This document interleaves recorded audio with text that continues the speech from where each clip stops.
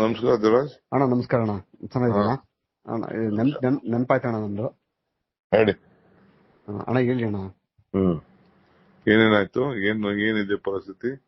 ಅಣ್ಣ ಇವಾಗಿನ ಪರಿಸ್ಥಿತಿಯಲ್ಲಿ ಸ್ವಲ್ಪ ಅವ್ರು ಏನ್ ಮಾಡಿದಾರೆ ಅಣ್ಣ, ಹೈಕೋರ್ಟ್ ಅಲ್ಲಿ ನಾಳೆ ಸ್ಟೇ ಆಗೋ ಚಾನ್ಸಸ್ ತುಂಬಾ ಇದೆ ಅಣ್ಣ. ಯಾಕಂದ್ರೆ ಕಂಪ್ಲೇಂಟರ್ಸ್ ಸರಿಯಾಗಿ ಕಂಪ್ಲೇಂಟ್ ಕೊಟ್ಟಿಲ್ಲ ಅಣ್ಣ. ಅಲ್ಲಿ ಅವ್ರ ಕಂಪ್ಲೇಂಟ್ ಯಾವ ತರ ಕೊಡ್ಬೇಕಾದ್ರೆ ಆ ತರ ಕೊಟ್ಟಿಲ್ಲ ಅವರು. ಸೊ ಹಾಗಾಗಿ ಆ ಗ್ರೌಂಡ್ ಅಲ್ಲಿ ಆಮೇಲೆ ಎರಡನೇದಾಗ ಅಣ್ಣ, ಆ ಸೆಕ್ಷನ್ ಅಣ್ಣ ಅಬೌವ್ 6 months ಡಿಲೇ ಆಯ್ತು ಅಂತಂದ್ರೆ ರೀಸನ್ ಕೊಡ್ಬೇಕಲ್ಲ, ಅದು ಬಹಳ ವ್ಯಾಲ್ಯೂಬಲ್ ರೀಸನ್ ಕೊಡ್ಬೇಕಲ್ಲಿ. ಇವರು ಈಕೆನ ಹೇಳಿದ್ರೆ ಒಂದು 9 years ವ್ಯತ್ಯಾಸ ಹೇಳಿದಾಳೆ ಡೇಟ್.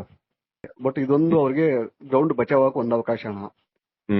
ಇನ್ನೊಂದು SIT ಅವರಣ್ಣ, ಅವ್ರು ಏನು ಡೈರೆಕ್ಟ್ ಆಗಿ ಅವ್ರನ್ನ ಕರ್ಕೊಂಡೋಗಿ ಕೋರ್ಟ್ ಅಲ್ಲಿ ಸಾಹೇಬ್ರ ಮುಂದೆ ಪ್ರೊಡ್ಯೂಸ್ ಮಾಡಿ ಅಲ್ಲಿ ಏನಾರ ರೇಪ್ ಅನ್ನ ಕಂಟೆಂಟ್ಸ್ ಏನಾರ ಕೊಡ್ತು ಅಂದ್ರಣ, ಇದು ಸೀರಿಯಸ್ ಅಫೆನ್ಸ್ ಆಗ್ತದೆ ಅದು.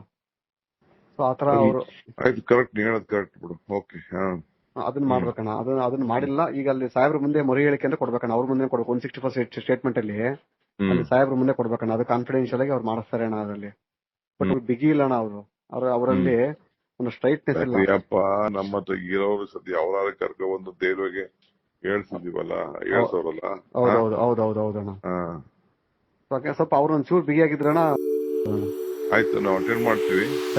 ಬೇರೆ ಎವಿಡೆನ್ಸಸ್ ಇಲ್ಲ. Okay okay.